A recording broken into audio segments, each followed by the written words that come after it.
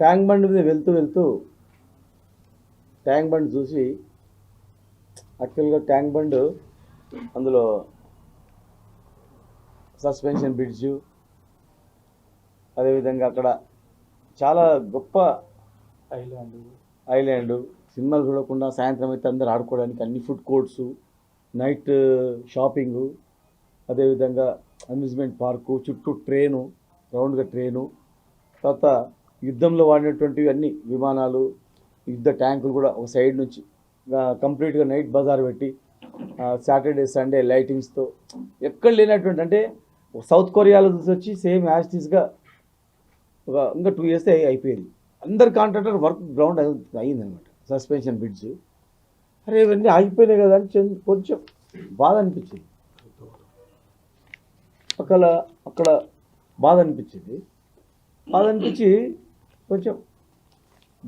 కొంచెం ఇదైతే దాన్ని పర్సనల్గా నటన అని, తర్వాత యాక్షన్ అని, ఇట్లా ఇంకా ఏదో మాట్లాడడం అనేది పర్సనల్గా మాట్లాడడం నాకు బాధ అనిపించింది.